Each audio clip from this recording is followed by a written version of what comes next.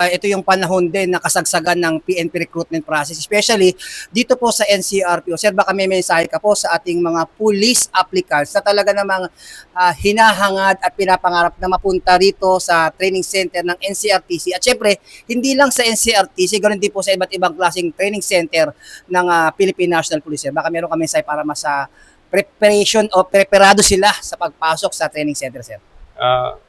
Sabi po nga natin, pag pumasok ka sa pagpupulis, o di kaya sa saan man na ahensya ng gobyerno nag-deliver ng law enforcement, dapat physically and mentally fit.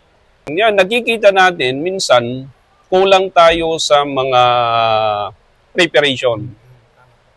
So dapat tayo, kung gusto nating pumasok sa ganitong trabaho, mag-prepare tayo. Prepare tayo. In the sense that yung mga exercises na dapat nating gawin, i-perform natin yung limit natin. Para pagdating natin dito sa training, mismo sa training, hindi na po tayo mahirapan. Marami po yan na mga exercises na dapat nating i-perform. As well as yung ating psychological natin. Kasi 6 months po na nandito tayo sa training center. So dapat naka-mindset tayo from 6 months na yan, nandito tayo para sa character development, para hubugin tayo na maging mabuting pulis.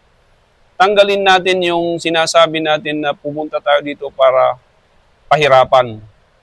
Hindi po ganon ang mandate ng mga mga training centers.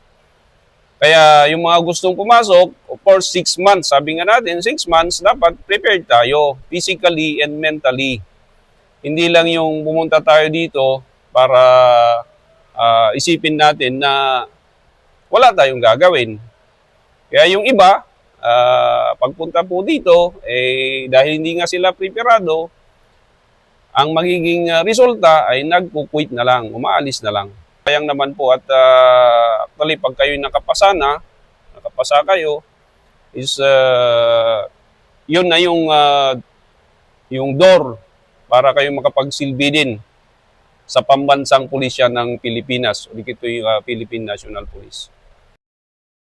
Po dito sa NCRTC Camp Bagong Diwa, Bikutan, Taguig City. At sa ngalan po ng aming PNP Chief, Police General Jose Melencio C. Nartatis Jr. At sa amin pong NCRPO Regional Director na walang iba kundi si Police Major General Anthony Birin. At sa amin pong Force Commander ng RMFB NCRPO, Police Colonel Celso M. Rodriguez.